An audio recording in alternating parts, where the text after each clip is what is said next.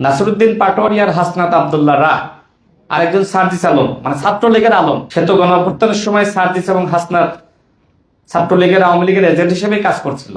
এবং এটা আসিফকে জিজ্ঞেস করেন, নাহিদকে জিজ্ঞেস করেন, আমি দায়িত্ব নিয়ে বলছি।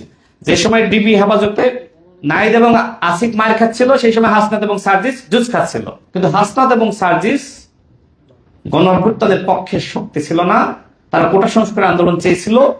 আমার সাথে যদি কেউ ওপেন ডিবেট করতে চায়, আমি চ্যালেঞ্জ ছুড়ে দিলাম, হাসনাত এবং সার্জিস গণঅভ্যুত্থানের পক্ষে শক্তি ছিল না।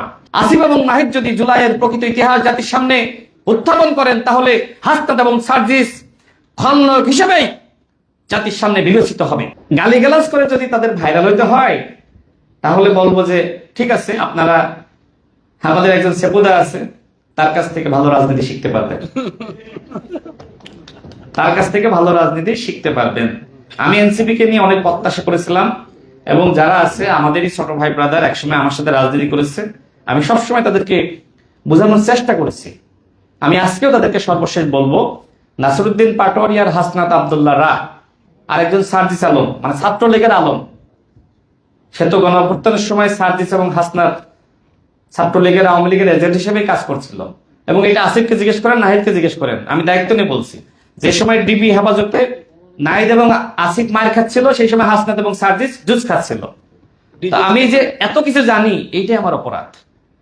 মানে গণঅভ্যুত্থানের সময় যেটা ফারুক ওয়াসিফ ভাই বলছিলেন, যে সমন্বয়কদের মধ্যেও সমন্বয় ছিল না, অর্থাৎ নাহিদ এবং আসিফ চাচ্ছিল শেখ হাসিনার পতন, এবং হাসনাত এবং সার্জিস চাচ্ছিল যে কিভাবে হাসিনাকে রক্ষা করা যায়। সেই হাসনাত এবং সার্জিস আজকে বড় বড় কথা বলে জুলাইয়ের পক্ষের শক্তি হিসেবে দাবি করে, এটা তো লজ্জাজনক। হ্যাঁ, আসিফ, নাহিদ, বাকের মজুমদার বা নুসরাত তাবাসসুম, তাদের অনেক ভূমিকা আছে, স্যাক্রিফাইস আছে, তাদেরকে আমরা স্নেহ করি, শ্রদ্ধা করি। কিন্তু হাসনাত এবং সার্জিস গণঅভ্যুত্থানের পক্ষে শক্তি ছিল না, তারা কোটা সংস্কার আন্দোলন চেয়েছিল।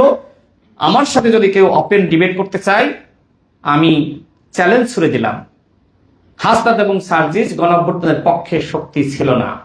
3 আগস্ট হাসনাত এবং সার্জিসকে প্রতিহত করার জন্য আসিফ মাহমুদ একটা টিমকে দায়িত্ব দিয়েছিল। আসিফ মাহমুদ ওই সময় সঠিক কাজটাই করেছিল, কিন্তু আসিফ মাহমুদ সব থেকে তার জীবনের বড় ভুল করেছে, গণঅভ্যুত্থানের প্রকৃত ইতিহাস রচনা করতে পারে নাই। একটি মিথ্যা এবং একপাক্ষিক ইতিহাস সে রচনা করেছে। কেন মিথ্যা বললাম? কারণ আপনি প্রকৃত সত্যকে জাতির সামনে উত্থাপন করতে পারেন নাই। নাহিদ ইসলামকে বলবো, প্রকৃত পক্ষে যদি জুলাইকে ধারণ করেন, তাহলে জুলাইয়ের প্রকৃত ইতিহাস, সেই ইতিহাস আপনি একজন মুসলমান হিসেবে, ইমানদার হিসেবে জাতির সামনে উত্থাপন করেন। আসিফ এবং নাহিদ যদি জুলাইয়ের প্রকৃত ইতিহাস জাতির সামনে উত্থাপন করেন, তাহলে হাসনাত এবং সার্জিস খলনায়ক হিসেবেই জাতির সামনে বিবেচিত হবে।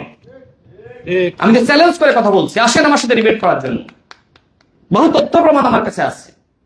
সমন্বয়কদের মধ্যে সমন্বয় ছিল না, এবং ঢাকা বিশ্ববিদ্যালয়ের একটি গ্রুপ ছিল, সেখানে প্রতিনিয়ত হাসনাত এবং সার্জিসকে নিয়ে সেখানে বলা হতো যে এরা হাসিনার দোসর।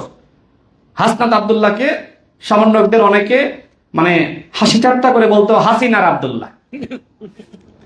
এখানে ওয়াসিফ আমি বলেছে যে 16 জুলাই শহীদ মিনারে সবাই লাঠিসোঁটা নিয়ে জড়ো হয়েছে। তো ছাত্রলীগ রাজু ভাস্কর্যের সামনে সেখানে জড়ো হয়েছে। প্রথমবারের মতো প্রবাসীর সিটিতে শুরু হলো কমার্শিয়াল শপ বরাদ্দ। আপনার ব্যবসা কি দিন একটি আধুনিক ও সম্ভাবনাময় ঠিকানা। একই সঙ্গে নিশ্চিত করুন ভবিষ্যতে লাভজনক বিনিয়োগ। সীমিত সংখ্যক কমার্শিয়াল স্পেস এখন বুকিং চলছে। স্ক্রিনে প্রদর্শিত নাম্বারে আজই যোগাযোগ করুন এবং আপনার পছন্দের শপটি বুকিং নিশ্চিত করুন। স্পেস সীমিত, তাই দেরি নয়, আজই বুকিং করুন। প্রবাসীর সিটি, আপনার ব্যবসা ও বিনিয়োগের স্মার্ট সমাধান।